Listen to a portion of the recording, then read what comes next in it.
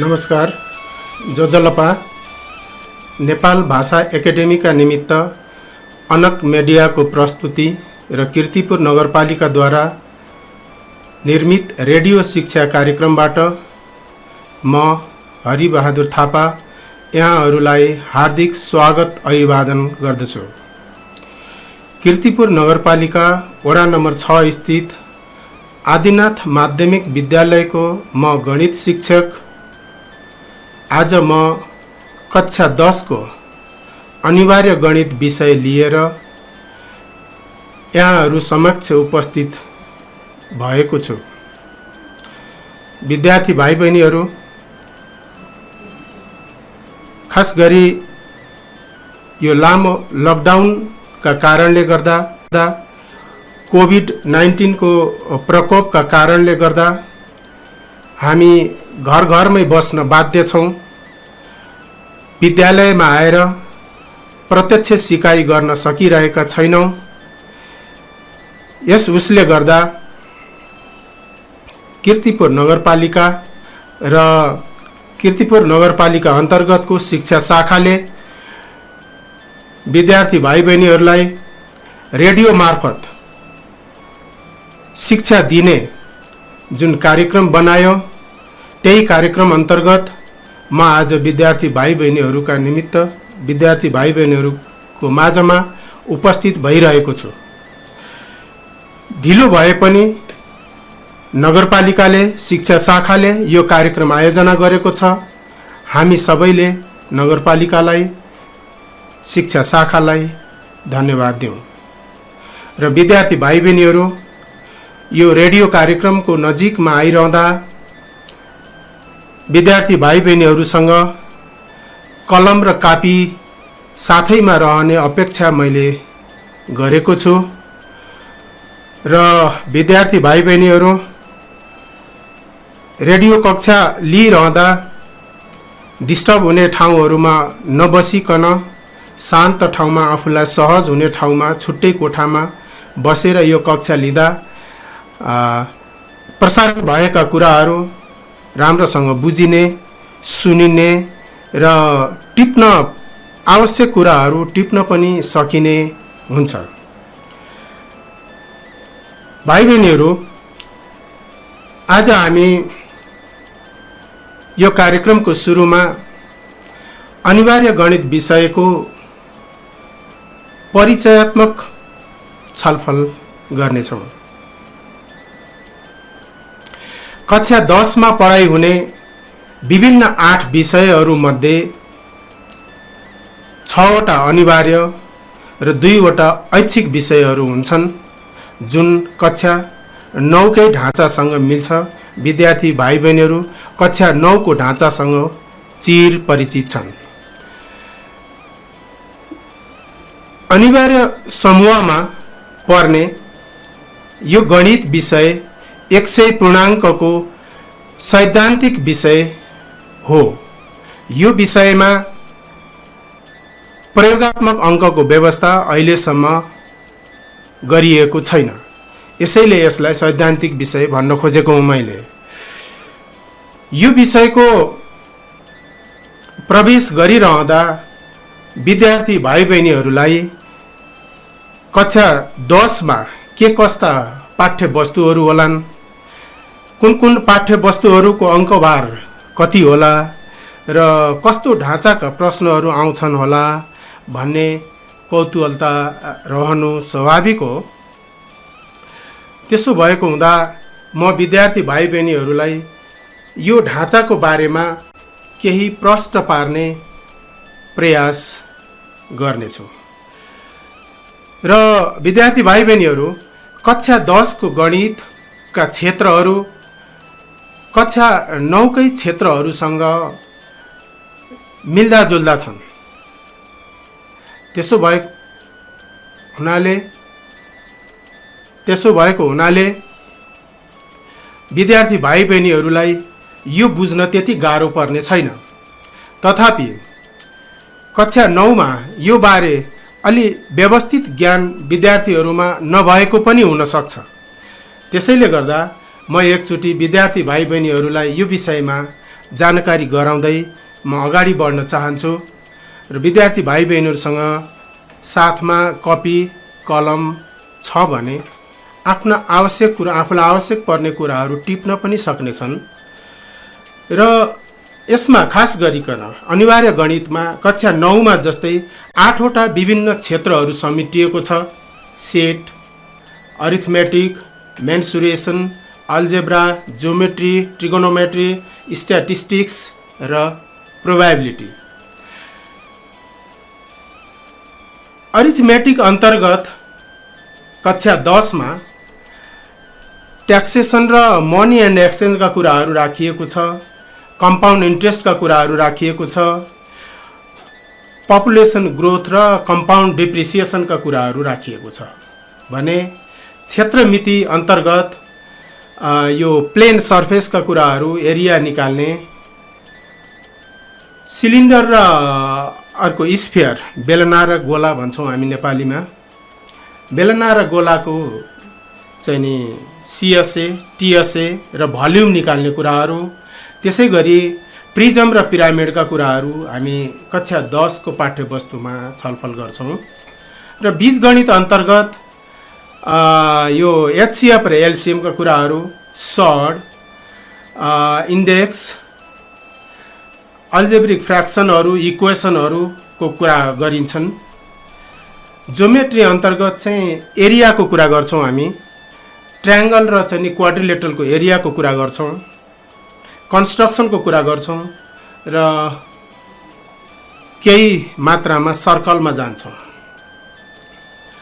यिनीहरूमा केही बुँदाहरू छुट्टा छुट्टै रूपमा रहे, तर अब अन्य क्षेत्रहरू भने अब त्यस्तो फेरि त्यसको वर्गीकरण गरेर अध्ययन गर्नुपर्ने छैन र अङ्कभारको हिसाबले सेट जुन हाम्रो पाठ्य पुस्तकको हाम्रो कोर्सको पहिलो च्याप्टर पनि हो, यसबाट 4 अङ्कको एउटा छोटो लामो प्रश्न सोध्ने प्रावधान छ। 4 अङ्कको लामो प्रश्न सोध्ने प्रावधान छ। यसै गरी अङ्कगणित भन्नाले यसमा ट्याक्स, कम्पाउन्ड इन्ट्रेस्ट अनि यो पपुलेसन ग्रोथ र कम्पाउन्ड डिप्रिसिएसन को एरियाबाट हामी एउटा भेरी सर्ट क्वेसन, 2टा सर्ट क्वेसन, एउटा 4 मार्क्सको लङ क्वेसन र अझै अर्को एउटा चाहिँ नि 5 मार्क्सको हायर एबिलिटीको क्वेसन यसमा गर्छौँ। गरिकन जम्मा 14 मार्क्स चाहिँ अरिथमेटिक एरियालाई छुट्याएको छ। त्यसै गरी क्षेत्रमितिको लागि 1 अङ्कको एउटा भेरी सर्ट क्वेसन, 3 वटा सर्ट क्वेसन जो 2 अङ्कका हुनेछन्, एउटा लङ क्वेसन 4 अङ्कको र एउटा चाहिँ 5 अङ्कको हायर एबिलिटीको क्वेसन गरिकन यसमा 16 अङ्कका प्रश्नहरू सोधिने व्यवस्था छ। बीजगणित अन्तर्गत जाने हो भने एउटा भेरी सर्ट क्वेसन आउँछ 1 मार्क्सको, 5 वटा चाहिँ 2 मार्क्सका साना साना क्वेसनहरू सर्ट क्वेसन आउँछन्, 2टा लङ क्वेसनहरू 4 मार्क्सको र एउटा हायर एबिलिटीको 5 मार्क्सको एउटा क्वेसन 24 मार्क्सको। ज्योमेट्रीमा 2 वटा 1 मार्क्सका क्वेसनहरू, 3 वटा 2 मार्क्सका क्वेसनहरू, 3 वटा 4 मार्क्सका क्वेसनहरू र एउटा 5 मार्क्सको गरिकन ज्योमेट्रीबाट 25 मार्क्सको क्वेसन सोध्ने व्यवस्था छ एसईमा। र अब ट्रिगोनोमेट्रीबाट एउटा सर्ट क्वेसन सोधिन्छ 2 मार्क्सको र एउटा लङ क्वेसन 4 मार्क्सको गरिकन 6 मार्क्सको। तथ्याङ्क शास्त्र स्ट्याटिस्टिक्सबाट एउटा भेरी सर्ट क्वेसन, एउटा 2 मार्क्सको सर्ट क्वेसन र एउटा 4 मार्क्सको एउटा लङ क्वेसन गरिकन 7 मार्क्सको क्वेसन सोध्ने व्यवस्था स्ट्याटिस्टिक्समा छ। प्रोबेबिलिटीबाट दुईटा सर्ट क्वेसन 2 मार्क्सको दुईटा सर्ट क्वेसन मात्र सोधिन्छ, यसबाट लङ क्वेसन सोध्ने व्यवस्था छैन। यसरी हेर्दाखेरि यो जुन ग्रेड हो, हामी यसलाई ग्रेड भन्छौँ, कुन च्याप्टरबाट कतिवटा लङ क्वेसन, कतिवटा सर्ट क्वेसन, कुन लेभलको भनिकन यसरी छुट्याइएको जुन तालिका हो, यसलाई हामी टेक्निकल्ली ग्रेड भन्छौँ। र यो ग्रेड हेर्दाखेरि यो चाहिँ 9 कक्षाको जुन हाम्रा प्रश्नहरू सोधिन्थे त्योसँग हुबहु मिल्ने खालको देखिन्छ। यसरी विद्यार्थी भाइ बहिनीहरूलाई यो ग्रेड बारे मैले जानकारी गराउने प्रयास गरेँ र यसरी यो ग्रेडलाई हेर्दाखेरि विद्यार्थी भाइ बहिनीहरूले यो ग्रेडलाई त्यहाँ रेडियोमा बसेर सुनिरहँदा यो विषयमा यो अघिको अङ्क विभाजन अनुसार के देखिन्छ त भन्दा ग्रुप ए मा 1 मार्क्सको 6वटा क्वेसनहरू 6 मार्क्स भयो। ग्रुप बी मा 2 मार्क्सको चाहिँ नि 17वटा क्वेसनहरू जसले 34 नम्बर कभर गर्यो। ग्रुप सी मा 4 नम्बरका 10वटा क्वेसनहरू 40 नम्बर भयो। र ग्रुप डी जो चाहिँ हायर एबिलिटीको लेभल चाहिँ ग्रुप पनि हो, यसमा हाम्रो 5 नम्बरका दरले 4वटा प्रश्नहरू गरिकन 20 नम्बर यसले कभर गर्छ। यसरी टोटलमा 100 अङ्कको प्रश्नहरूको सोध्ने व्यवस्था गरिएको छ। र यो ग्रेडलाई सरसर्ती हेर्दाखेरिमा 20 नम्बरको जुन हायर एबिलिटी भन्यौँ, यो हायर एबिलिटीको क्वेसनहरू बाहेक अरू 80 नम्बरको क्वेसनहरू वास्तवमा त्यति गाह्रो प्रश्नहरू सोधिँदैन, जसले गर्दा विद्यार्थी भाइ बहिनीहरूलाई 80 अङ्कसम्म ल्याउनको लागि त्यत्रो ठुलो मेहनत गर्नुपर्ने देखिँदैन। तर 80 भन्दा माथि जानु पर्यो भने हायर एबिलिटीका क्वेसनहरू गर्नुपर्ने हुनाले हायर एबिलिटी भन्ने बित्तिकै विद्यार्थीसँग हायर एबिलिटी हुनु पर्यो, उच्च क्षमता विद्यार्थीसँग हुनु पर्यो। प्रश्नले विद्यार्थीको उच्च क्षमताको मापन गर्ने भएको हुनाले यी अङ्कहरू भने यी प्रश्नहरू भने चुनौतीपूर्ण हुन्छन्। त्यसैले गर्दा जो विद्यार्थीहरू हाम्रो D+ पनि ल्याउन नसक्ने स्तरमा रहन्छन्, ती विद्यार्थीहरूको लागि म के भन्न चाहन्छु भने वास्तवमा भाइ बहिनीहरू यो D+ र C जस्ता ग्रेडको लागि त यो ग्रेड अनुसार समस्या नै देखिँदैन। भाइ बहिनीहरू यो विषय गाह्रो पनि भनिन्छ, वास्तवमा यो गाह्रो नभई गाह्रो बनाइएको हो पनि भनिन्छ। अब गाह्रो बनाउनेमा सायद हामी नै होला, विद्यार्थी आफै होलान्, केही हदसम्म शिक्षकहरू पनि यसको जिम्मेवार होलान्। त यसलाई सजिलो गरेर सिक्ने विद्यार्थीहरूका निमित्त केही त्यस्ता उपायहरू पनि होलान् त। म यसो भनिरहँदा विद्यार्थी भाइ बहिनीहरूको मस्तिष्कमा थोरै कौतूहल त बढेको हुनसक्छ। यस्ता तरिकाहरू पनि छन् त। सुन्ने जिज्ञासा बढेको हुनसक्छ। त्यसो भएको हुनाले म आजको यो कार्यक्रममा विद्यार्थी भाइ बहिनीहरूका निमित्त वास्तवमा गणित कसरी पढ्नुपर्छ, कसरी पढ्दा यो विषयलाई सजिलो गरी पार गर्न सकिन्छ, सक्नेले धेरै अङ्क, नसक्नेले D+ अथवा C भए पनि ल्याउन सकिन्छ, केही छन् त्यस्ता तरिकाहरू। विद्यार्थी भाइ बहिनीहरूको जिज्ञासा होला। यो जिज्ञासालाई मैले केही हदसम्म मेटाउने प्रयास गर्नेछु। त विद्यार्थी भाइ बहिनीहरू यो विषय पढ्ने तरिका पनि छ। हामीले नजानेर एकातिर गाह्रो भइरहेको हुन सक्छ, शिक्षकले पढाउँदा समस्या भएर अर्कोतिर गाह्रो भइरहेको हुन सक्छ भने हामी आफैले यसका तौर तरिकाहरू नमिलाउँदा पनि गाह्रो भइरहेको हुन सक्छ। जुन विद्यार्थीको हातमा आफ्नै हातमा छ, आफूले चाहँदा यसलाई सुधार गर्न सकिन्छ, ती विषयहरूका बारेमा म केही भन्न चाहन्छु। र यो विषय वास्तवमा गाह्रो भनिन्छ। त्यसो भएको हुनाले पहिलो कुरो विद्यार्थी भाइ बहिनीहरूको मनोविज्ञान, मनोबल जो भनिन्छ, मनोबललाई उच्च राख्ने। जहिले पनि पहिले गाह्रो भनेर तर्सियो भने, डराइयो भने गणित झन् सिकिँदैन। त्यसो भएको हुनाले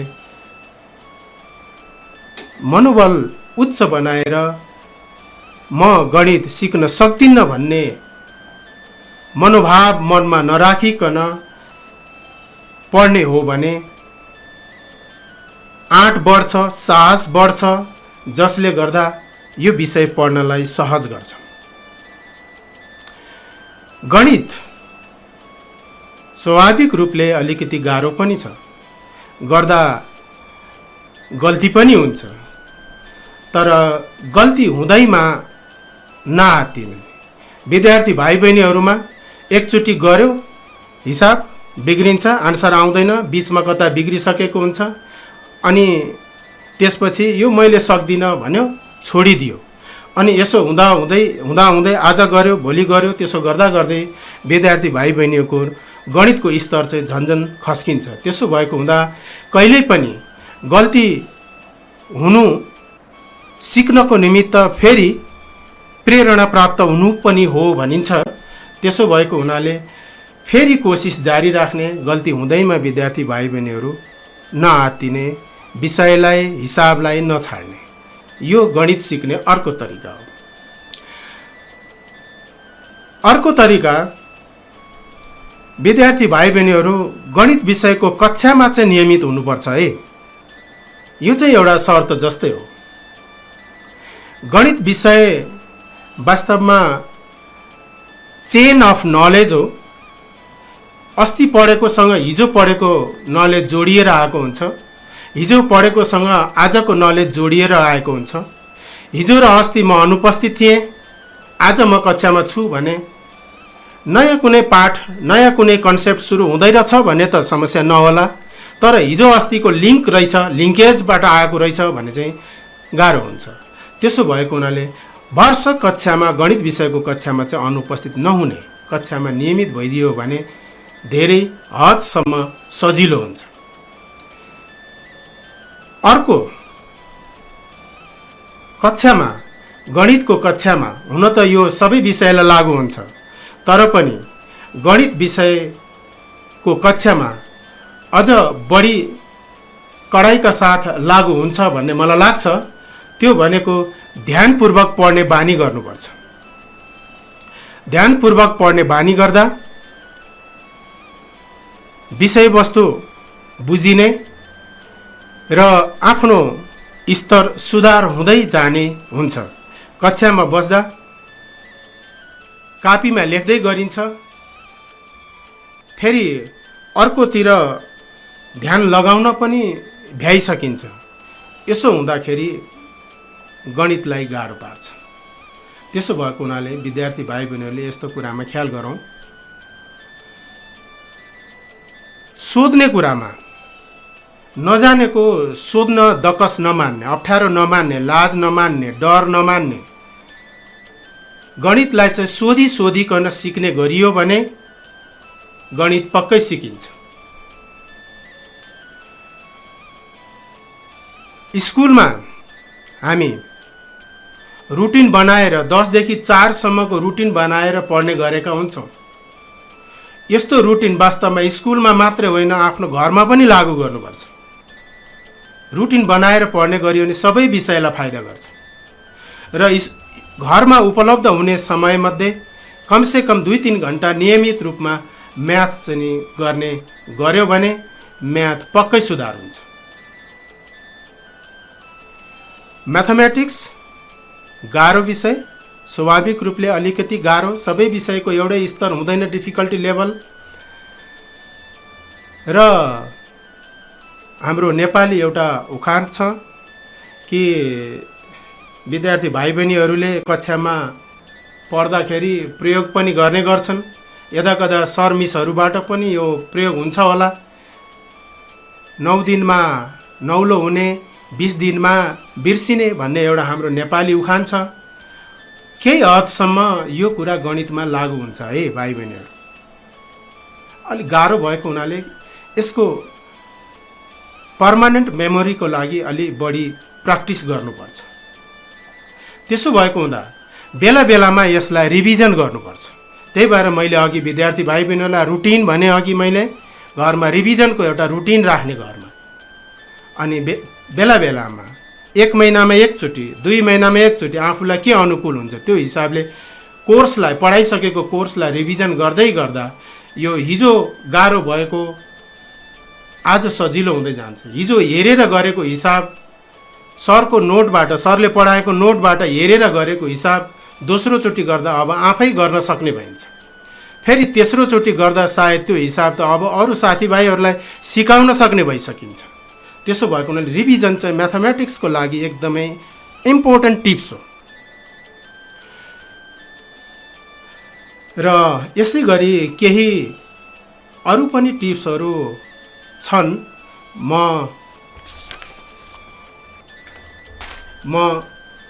हाम्रो स्टुडियोको प्राविधिक मित्र सराना महर्जनबाट प्राप्त सङ्केत अनुसार छोटो व्यावसायिक विश्रामका लागि अनुमति चाहन्छु। विश्रामपछि बाँकी पाठ लिएर उपस्थित हुनेछु।